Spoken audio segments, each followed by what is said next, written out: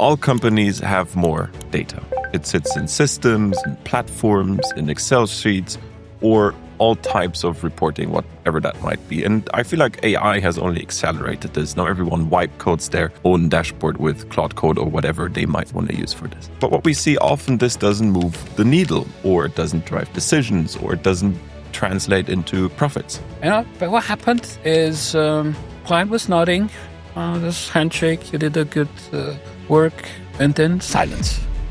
You guys invested, in some cases, several dozens of thousands of euro, hundreds of thousands, some actually millions. And you say nothing has changed? I mean, that's not good. Yeah. Dashboards and reports are tools to help make decisions, take actions, and monitor the impact of decisions made and actions taken. Now that changes the game. All companies have more data. It sits in systems, in platforms, in Excel sheets, or all types of reporting, whatever that might be. And I feel like AI has only accelerated this. Now everyone wipe codes their own dashboard with Claude Code or whatever they might want to use for this. Now, but what we see often, this doesn't move the needle, or it doesn't drive decisions, or it doesn't translate into profits. Now, you've been in this industry for 35 years. You did some 1,500 projects. So I think at least we stopped counting at 1,500. Yeah. Now, obviously, you've seen many changes, and it's no secret that AI has changed a lot here. But you had a certain way of approaching projects. Now, obviously, I know this way of approaching projects, but I want to kind of discuss the story with you today behind what is the Decide framework. So kind of, why don't you maybe kick us off? I know the story, but why don't you tell us a little bit how kind of the site got rolling? Well, we had to come to Decide because of one simple reason. The way the BI projects or implementation of BI use cases were approached, in many cases just led to nothing. Well, if it only would be nothing, actually it led to damage. Okay?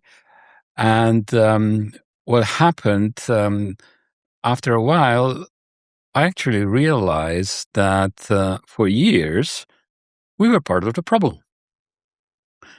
Although we did excellent work, but we got it wrong. And, it was not like there was one project that went wrong, and this is where I would have a revelation and a turning point. It kind of evolved over several years. Here and there was, the project goes sideways, or, you did something wrong. These specs were not good, or it didn't make sense. But I'm not talking about those projects.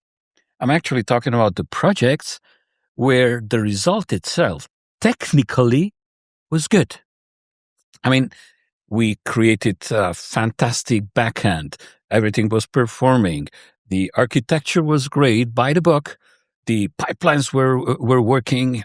We had data refresh every day, or in some cases twice a day, or maybe once an hour. The reports were good too, or they looked good too. But what happened is client was nodding, this handshake, you did a good work, and then silence. And then, as we follow up every once in a while with our clients. So we ask them, what's happening? And in quite a few cases, it was like, what do you mean, what's happening? Nothing really. And I was asking, so what has changed? Well, nothing really.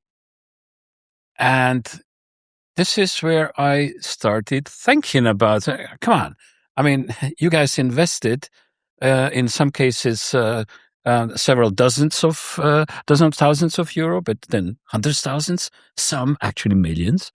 And you say nothing has changed? That's not good. Yeah. Or, what you said before is a big word. You said damage. I would say that's a big word to use when we do projects, when we do BI. It's the very opposite of what we do with BI. What do you mean with damage? Well, what I just told you. They invested significant amount of money, and not even counting the energy and the time and the goodwill and everything, right? And if nothing changes, well, that is damage. That is actually severe damage. So I started thinking, also with some of our guys, what's going wrong here, right? And well, that's actually another component that was bad for us because it's not only our customers wouldn't have benefits from it, damage even as I just said, but they wouldn't come up with follow-up projects. As you know, that's what we really are good at. And just one project or implementation of one use case in BI adds nothing. Okay, I mean, real BI takes a couple of years before you establish reporting in all important parts of the business and so on. But then in some cases, clients wouldn't come to us, or when we follow up, ask for new projects, new use cases. Well, there was silence. I said, no. Okay. So actually, the elephant in the room was there was damage for the client, and there was actually damage for us as well because we didn't get any follow-up work. Okay? So what was actually the problem? This is where we started thinking about what was actually the problem. I mean, if you deliver technically perfect project, the reports also look good, right? But then nobody's using them. See, that's what I would compare to, you went partially to German school. They would say Thema verfehlt, which means you missed the subject, right? You've written an essay. It's a great essay, okay? But you missed the subject. So you still got your 5 or 6 or F, right? And that's exactly what happened with us. But then, I mean, I understand, but how did you approach these projects? I mean, how can you do a project and you develop and everything works and you work on it for months, and then how can you have Themaverfehlung? I mean, I remember in school, Themaverfehlung, I need to write an essay and I started to make up a story. That's Themaverfehlung. But I mean, how can you do a project where there's weekly jour fixes and there is really a project scope? How can you miss the point in such a project? Well, see, that's really, really unbelievable. Okay. And it's hard to believe. And it happens. It happened, and it happens every day, and it will happen. And here's the problem. The problem is, when companies start implementing BI projects, what they usually do, they do specifications. They say, okay, well, we'll take the data from our ERP system, from CRM systems, from our MES systems, whatever other systems. We'll bring everything together, so obviously that we can report on it, and then we'll put a few reports on that. And they actually even specify reports. They spend quite a bit of time on thinking about the design guides and how the report should look like and so on. But nobody, or very, very seldom, a question is being asked, how are these reports going to support our business processes? How are these reports going to help us make better decisions and take better actions? Nobody really asked that question. And see, let me give you an example. Even my thinking was, let's say 15 years ago, if you were to ask me, give me your definition of dashboards and reports. Okay? So my first definition was, well, dashboards and reports visualize data. Yeah. Right? See? And that already is a major problem. Why? Because I'll get to that. Then my thinking evolved. And I said, no. Dashboards and reports should visualize the data in an actionable way. Here's a new word, actionable way. Okay, it sounds abstract. What do you mean with actionable? Give me an example. What do you mean with actionable? No, I'll tell you my current definition, or the definition that we've got since about 10 years when we noticed this elephant in the room, right? Well, dashboards and reports are tools to help make decisions, take actions, and monitor the impact of decisions made and actions taken. Now, that changes the game. Because when you then start thinking about dashboards and reports, they're not there to just visualize the data, but they are here to support making decisions and taking actions. Now, if you take this one step further, what does that mean? That means they provide insights to the users of these dashboards and reports, to decision makers, which should trigger then decisions and actions, possibly make better decisions faster, right? And what is this whole thing all about? To improve performance. And basically, then what leads to our slogan, turn data into profit. So, what changed the game was, we didn't start thinking about, here's the data, let's prepare it in a technically perfect way, and then let's put some reports on that. That has we turned this completely around and say, all right, in this part of business, in this business function, who is making decisions and taking actions, right? And I say, okay, we need to provide those people tools that will help them make better decisions faster and take these actions. And then obviously also monitor the impact of what they decided or what they did. Okay? And then say, okay, now for these people, we are going to design and implement these tools. That completely changes the game. Because that means we go top down. Top down meaning starting with the decision makers, working with them, getting out of them what kind of decisions and actions they're making and taking. Okay? And then design and implement for them the tools that help them make these decisions better. Okay, so I understand the what part of it, what is to be done. You speak to decision makers, you look at the reports. I want to give maybe a little bit the how to it. And I know in this process of how this was kicked off for you, there was a special also client situation. So we discussed the what to some extent. We need to start with the decisions. We need to start with the actions built for the decision maker so that actions can be taken. I want to later also a little bit dive into what that means in a report, because we'll dive into that a little bit. But why don't you give me a little bit the how to it? What does this look like in the real world? Make me feel it. Make me, I want to understand what it means. Well, the how basically is something that, that started like 10 years ago. When all these things happen, when projects that technically didn't go sideways, but there was no real benefit for our customers, and there was damage to us because we didn't get follow-up projects. I started thinking, all right, we need to change that. So the change was from bottom up. Instead of bottom up, we went top down. We started working top down. Now, the how part, then we kind of intuitively said, yeah, okay, so what do we need to do? We need to talk to the people who will work with these tools, right? We need to ask them what kind of information really supports them when they make decisions, take actions.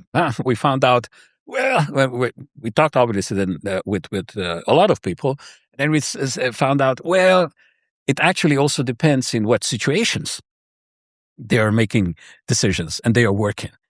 Because let's say if you're in a daily huddle, you're making different decisions than if you're in a monthly review meeting, right? Anyway, so these are the things that kind of then came about, right? Where you say, okay, well, yeah, fine. Then we say, what kind of information would you need? And then some people started telling it, you know what, I've got these questions that need to be answered. Oh, great. So that's how we learned. Oh, so the question should be answered. And then someone told us, I'm looking for signals. Ah, great. So you're looking for signals.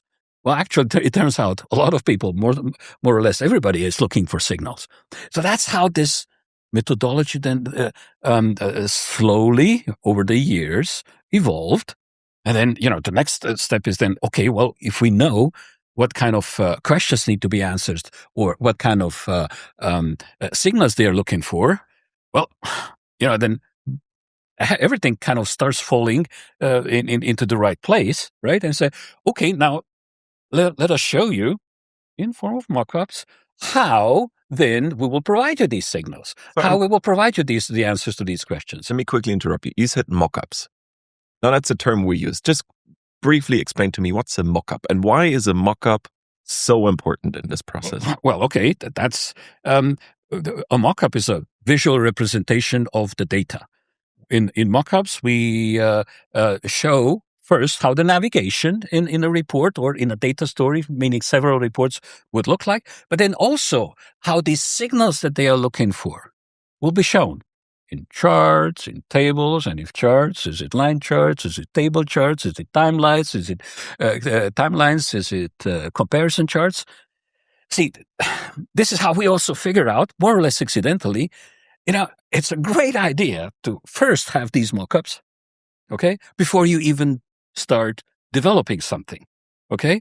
And that's the role of the mockups. And then we actually found out when we showed the people the mockups, they would say, "Oh yeah, yes, that's great." But you know what? This chart, no. I don't need that. But what I would actually really need is this, and this. See, this whole thing that in bottom-up process turns out or becomes visible at the very end after 6 months, 9 months. Well, we see that after a couple of days, so we can still correct it on one side. And on the other side, we made sure that people then get really those tools, dashboards and reports that will help them. I want to really dive into this because I see the importance also in the projects we do of the mockups. Because so if you approach a project bottom up, you work on the data and at some point you hope to get a dashboard and report. I understand that. But you explained it, but let me really just, because I see it the way in the projects, when we have, and you do these sessions, I hate to say it, but you do it actually quite good. You do the sessions where you speak with the people and you ask them questions, and it feels a little bit like a therapy session sometimes when you look at it, because the people tell you what they're looking for.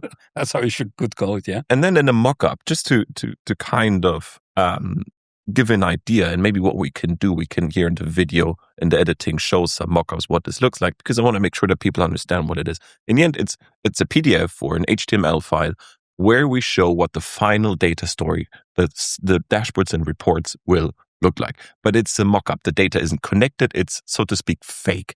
Why is this important? When we send it, for instance, to the CFO that needs to make the decision, we send it on a PDF paper. It's on a paper. It's on a file. We discuss it. And this is the first time they actually see what they're going to work with. And we can then see, okay, this is interesting. This is the signal I was looking for. We need to change this. Now, let me also see, there's a psychological part why this is so good. And this is also that plays an important role in the organization and in the projects. Let me build it. When you go bottom up, you wait for 6 months until you see something, and everyone is getting impatient and they want to see something. If you go the way we approach projects and we start with the mock-up, you see people getting excited. And in the end, it's still human dealing with human. And once you see, I'm going to get this, people start to buy into the project. People get a little bit more passionate. People say, okay, I want this now. How often do we have it in our projects when the mock-up is, okay, I want to have this yesterday. Yeah, hold on. Now we still need to build for the data. See, the keyword here is buy in. Yes. And this is one of the most important things, because remember, dashboards and reports are tools that help you make decisions and take actions. And if people don't buy in working with these tools, you're doomed. Then you come back where we actually started, okay? Then you create really technically perfect projects, okay? And nothing really changes in the business. And this is where I'm actually talking about, earlier on you asked about damage. Yeah, it's damage. It's damage. Okay. Now, so you asked about the how. We just came to the fourth step of the decide framework, because what I'm talking about here is actually we formalized this, we codified it, did this process, and it's called decide. And decide is an acronym. With some other videos, we were talking about the decide framework, right? And decide is about discover in which part of the business there is most impact, there is leverage for reports and dashboards, meaning in which part of the business the transparency of the signals, of the answers to the right questions would really bring them to the next level, lead to better performance. Okay? Then it's about engaging. Engaging, that's the first E. Engage the people, those who will be working with these tools. Then, that's the science part. It's clarify. And clarify is all about the questions that need to be answered, the information that is needed for making decisions and taking actions, the signals that they need. Okay? And obviously, in what kind of situations, as I already discussed. Then it's illustrate. And illustrate is the part with the mockups, where we show them the answers to these questions. We show them how the signals will be shown to them so that they will be then willing or in the position to make decisions and take actions. So the first 4 steps here is everything is being done in communication. Really involving those people who will be working with these tools. One of the big goals here is buy in, the phrase you just mentioned. Okay. And then the second D happens, and that's develop. This, and only then, after we clarified all this, we go and start developing. Then we do develop the backend. We still build data warehouses. We still build pipelines, ETLs, and everything. We still obviously develop dashboards and reports with navigation and everything, but in a very, very focused way. And I mean, that also, just to add, that is specifically then based on this data story, which means implementing this data story doesn't take 6 months because you built the whole data backend, but it is actually a dedicated way to get faster to those data stories, which means you go case by case by case, rather than building the whole thing and then building on top of it. I didn't really want to go that deep on this part, the develop part, because there is, certain depth that, yes. How you go about the develop as well. But, that would be beyond the scope of this video. Maybe you and I will shoot a separate video just on the develop part, but then we'll include our colleagues from consulting, it's Bruno, Martin. They can share much, much more on several of the projects that they were involved with. But there's another super important step, and it's the embed, the second E of the decide framework. And embed is about making those tools operational. Really make sure that, the new steering processes in an organization will be implemented. Okay? Because, if you don't train people on how to use these dashboards, if you don't work out with them how their meetings will change, because they've got now all the tools that provide them transparency, give them the signals, give them the answers that they are looking for, that changes how they do business. And that's one of the steps that most of the organizations forget the most or ignore the most.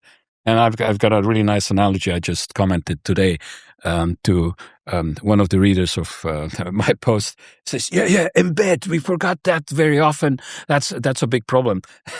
I just had this hunch, and I said, let me give you an analogy on this. It's like you would cook a phenomenal meal.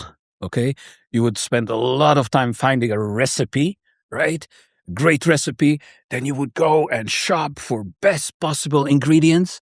Okay, then you would stand in the kitchen or sit or whatever, prepare this whole thing for hours, marinate a day before, then prepare everything perfectly, and then you would leave all these foods in pans and pots. You wouldn't serve it. You wouldn't, yeah. Or you might even just leave it in the kitchen and wouldn't even bring it to the table. Right. That's my analogy. This is where the embed, the last step of the decide framework, actually is not just cherry on the cake, but it's absolutely necessary. Okay? So that's the process. All right. Now I'm going to put you a little bit on the spot now. All right. So I think a very familiar situation, someone listening along now, nodding, interesting. But a very familiar situation for them is, let's say it's the 15th of the month. They have now the numbers from the previous month, and they now need to prepare it in an Excel sheet. The dreaded monthly controlling Excel file report. Very common, one of the use cases we work a lot with, because in the end, I would say, fine, everyone has the Excel, usually causes more questions than answers because you need to dig in and causes a whole lot of days of Excel work afterwards. A whole lot of other problems, yeah. But yeah. Go on. So let's. This is the situation we have. All right, we have this monthly Excel file, and I'm going to put you on the spot now. Let's go through the decide part. So the discover part we clarified. The case we want to deal with is the monthly Excel reporting file that is dreaded by everyone. So we have the first step. That's discover. Let's go through engage. Okay. And if we want to really, with the goal in mind, we build a data story that drives actions and turns the data into profit, right? Yeah. For this monthly reporting. What would the engage phase look like? Well, why don't we really try to work this through so that someone listening to this can take their Excel sheet and try to apply this to their current role if they have this dreaded Excel sheet. All right. So we have identified this situation. Let's say the management team sits together, and probably the person you're talking to, I would first ask you, okay, who is the person who would prepare these reports, right? And let's say it would be head of controlling or the CFO having his analyst who would help him prepare this, okay? So that's the first thing that I would ask, okay, so who is preparing this report? Then I would also ask, who are the other stakeholders who will be looking at these reports that we are to create, right? Now, the next question I would then ask is in what situation they would do that. But that's given. That's the monthly report. Okay? So let's assume for the example, the monthly report is presented in, there's a monthly meeting to discuss the previous month. Yeah. And it's put on the screen, or now everyone is in Teams conferences, so it's put on, or whatever it might be. So they put it on the screen, and now it's in Excel, and the C-suite and whatever sit there to discuss the numbers of the previous month. So that's the situation. Yes. So we got that. Well, here I will ask one more question. I say, okay, what kind of decisions are you guys making in these monthly meetings? And at first, the question is, what do you mean? What kind of decisions are we making? I was just going to say, usually it's just looking, okay, month good, bad, normal. There we go. Okay, this is already something that we're like, okay. Are we there to just debate, discuss? Or maybe we are there actually to make some decisions, right? So this is already first value that we add then in this kind of conversations. And sometimes the silence you have when I say, so what kind of decisions are you making in these situations? And there's silence. You go, we look at the numbers. Right. Okay. See, then we have, all right, sorry, I just want to point it out. So that's already the first point we have, for instance, how reporting does damage. An Excel sheet is prepared. It takes 2 days. A poor guy sits maybe at 11 in the evening to prepare this Excel sheet. I've done these before as well. Or 2 a.m. on Sunday night. Yeah. And then everyone sits in the meeting and they look at it and, okay, last month was bad. Okay, above budget. Let's tackle the next month. So we already see there's actually some damage because you use this term, which is called the value of knowing. So what's the value of knowing? Nothing changes. So you need to make decisions. So just to point this in there. Well, the value of knowing, in this case, the negative, right? Yeah. But that's what we really want to create, is the value of knowing. So that then they make decisions and take action. So let me take you one step further, right? Now we clarified, we have engaged the people who will be producing these reports, creating these reports, but also looking at these reports, working these reports. We know in what situations, and we know approximately what kind of decisions they should be making, or action they should be taking. Yeah, that's already the damage that we've done to them. Because that's your therapy session. That's where it comes in. That's why you rightly call that a therapy session, because it is. This is where they start thinking. I actually had a call after one of the workshops, and there's a CFO, and he said, "Listen, I'm driving home now. It hit me badly because I'm thinking what kind of decisions we are really making in our monthly meetings, and I must admit." We're just what you said before. We're just looking at numbers. Yeah. Okay. Anyway, so next step, clarify. They say, okay, you guys sit there. You guys make about decisions about maybe letting a customer go, or introducing a new product line, or maybe doing something in your operations so that the productivity will be increased. Something like this. Okay. And then we say, okay, yeah, fine. So let's say it's about the productivity.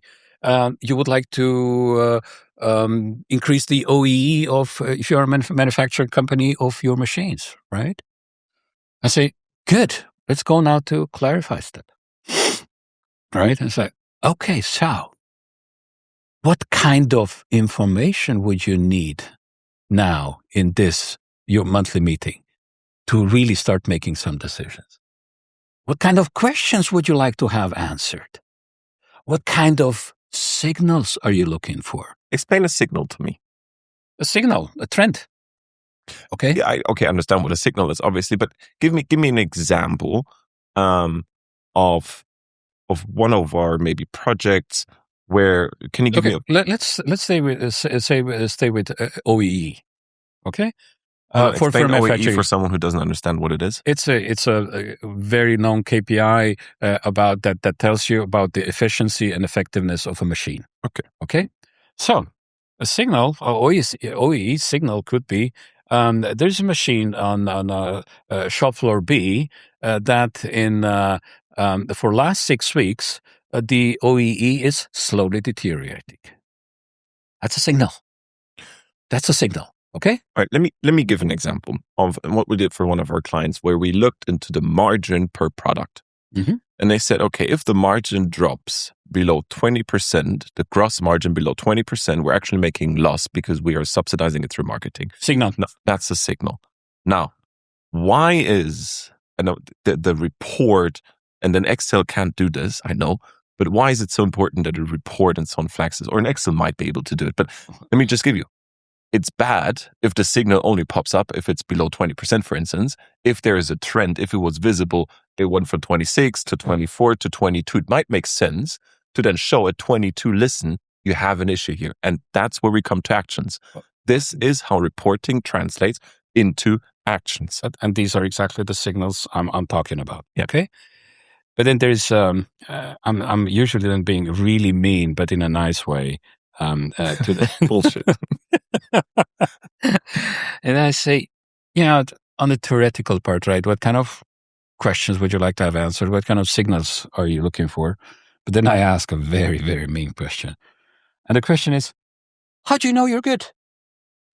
And they say, what do you mean good? Well, I say, how do you know you're good? Well, that's a question that knocks out virtually everybody. And this is when they start understanding what I mean. Say, right. Now, in our monthly meetings, how do we know we're good? I could say I'm good. I'm above budget. Yeah, but then you might be heading for major issues. Okay? Because, on an executive level, you probably should also be asking your questions. But is there a way to get better?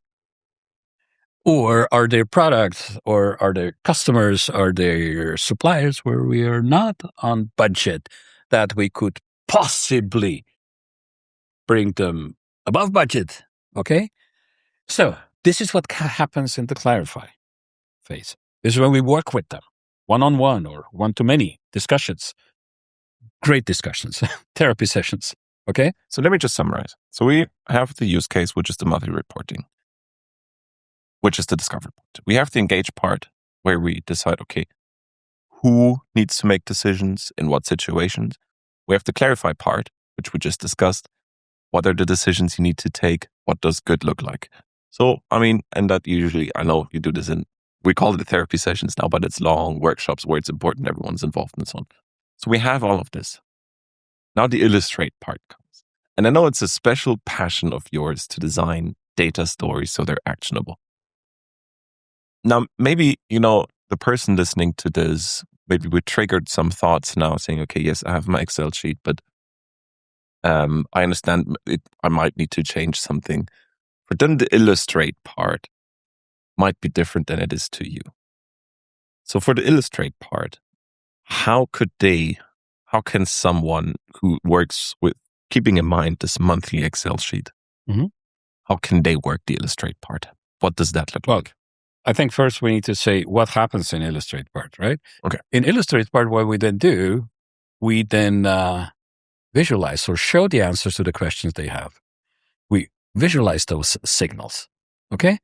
And see, if you've done the steps, if you follow the steps the way we had them until now, then all of a sudden illustrate becomes quite self-explaining. So yeah, fine. I mean, if they're looking for the signals, then the only quote unquote thing you need to do is think about how you're going to visually represent the signals. Now, obviously, there are more than enough rules. I mean, we from Multibiz very much stick to IBCS standard, International Business Communication Standards, right? Just to clarify, this is a standard of how you design and the layout and illustrate dashboards and reports. Exactly. There's a guide of rules. Right. For instance, we don't work with your beloved pie charts. No, not beloved pie charts. Anyway, that's it. We'll do a separate video on this. Anyway, so the question you ask is how then they can illustrate. Well, I mean, usually what I prefer is having charts instead of tables. And as you know, I favor two types of charts: bar charts and line charts. And with this, we can illustrate 80% of the cases. And now, even if they didn't do it in Excel, that's fine. Okay, because what we are doing here, we know exactly what kind of signals are we illustrating here, exactly what kind of questions we are answering with this.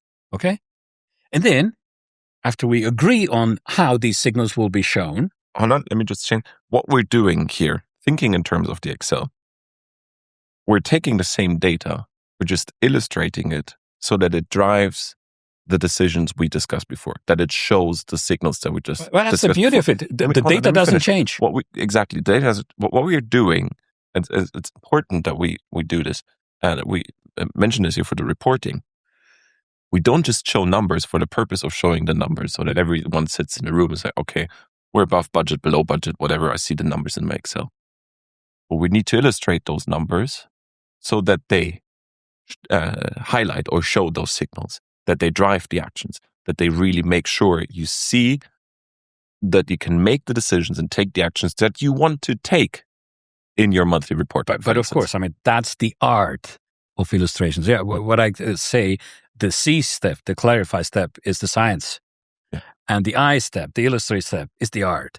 Obviously, what you just mentioned, without going too deep, of course, we want to make sure that we draw attention of our users to exactly the things that are important. The negative trends or positive trends, which are also very important, okay? On deviations, on anomalies, on outliers and things like this, okay? And this is what happens in Illustrate step, okay? All right. I want to, for the develop, you might rip my head off now, but for the develop and embed step, we have someone, I want to stay within this example of this Excel sheet. I think it already helps. We can work this within the Excel sheet. Rework the Excel or monthly reporting based on what we just discussed so that actions can be derived. There's no need to maybe for full data or BI project here. Start with this. I want to keep in mind that, there's a thing people can take. Now, for the develop part, we can take the part of, excuse my French, quick and dirty, change, get the people to buy in. So once I change the structure of the monthly reporting based on this Excel, and we see there's more, these monthly meetings that we just made up or that they changed. Now let's say, and that's why I want to dive into the develop part. We want to make a project out of this. We want to really say, okay, we now understand the philosophy of decide or the first steps. What changes from taking the Excel file, updating it to a full BI project? Well, first of all, you don't really have to. You don't really have to. I mean, if you go just through these 4 steps that I described, okay, and then start developing, if you just rearrange your spreadsheet and rethink how you conduct your meetings, that's already a major step forward, okay? But now, usually in this kind of situations, you've got the data coming into the spreadsheets from all kinds of different sources. Partially from ERP system, partially from CRM system, any other system, partially from other Excel sheets and so on. And one major step here is how to collate this data, how to consolidate this data, okay? And this is also what kills a lot of monthly reporting, because first, it takes a lot of manual work. By that, you could say, fine, we've got people, okay, who do that, still work right? and cost money. Yeah. Right? But the biggest problem here is it's very error prone, okay? And if you, Sunday night at 2 a.m., collate this data and prepare the report for your colleagues tomorrow, okay? And it's very likely that one or the other thing will go wrong, okay? So I would not advise staying with Excel, but then I would really advise, okay, then turn this to the BI team, to your analytics team, have them, for this purpose, build the backend, proper backend, meaning first part of the data warehouse or data lake where all this data is being collated in a controlled way, when all this data is being put in the proper form so that it can be reported on, and where there will be no errors or significantly reduced number of errors, where there will be single source of truth, and where this all or most of the manual work will be just eliminated. Okay? Well, and then the next question comes, all right, but then it's Excel the only thing that would then visualize, or the tool with which we would visualize all these signals, all these answers to the questions? And in most cases, it's not. I mean, Power BI has been around for 5-6 years now. Some companies use Tableau, some companies use Click, Looker, whatever, okay? Still in the segment that we are serving, mid-sized companies, right?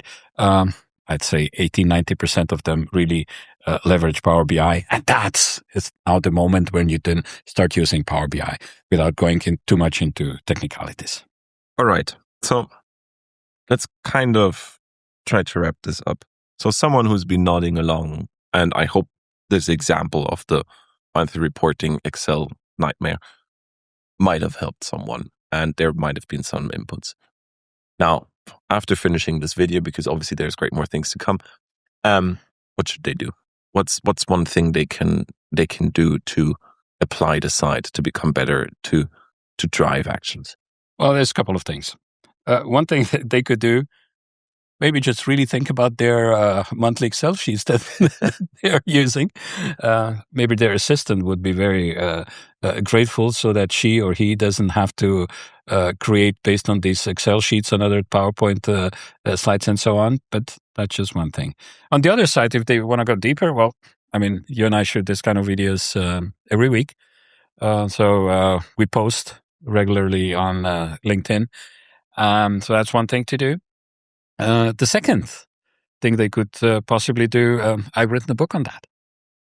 And the book is called Decide. Surprise. I love my Decide, right? And there's a whole lot of things. Also explanation, which I really couldn't go into much deeper than we went in this video. Why the whole thing around BI projects is not really working in many cases, but then also giving explanation what has changed lately and how even mid-sized companies can now really, really leverage this. But for those who say, oh, yeah, Golenkos, It makes a lot of sense what you're talking. We've got maybe not exactly the same situation, but something very similar. Okay, they can sign up for the game plan session with us, where we'll take a look. Okay, so what's their situation, right? That they would like to make better. Where they would like to, where they need more transparency, and then we're gonna map, from where they are today, where they'd like to be, and that's why it's called game plan session. Show them how they could potentially get there. That's what I'd suggest. All right. So if anything here triggered you, for instance, you sit in the monthly meetings and you don't know which decisions you're actually taking, or you spend 2 days preparing that dreadful Excel sheet just to look at the numbers and everyone silently nod, but it's not actually changing something. I hope you were able to take something away from this. And I hope that there were some actionable things you can take home with you. Apart from this, we will continue the session. We will post every Sunday on this channel. There's going to be further interviews. I mean, I think we just discovered 3-4 topics in here. So with this, thank you very much for your insights. And then we'll see you in the next episode. And thank you very much for listening to us.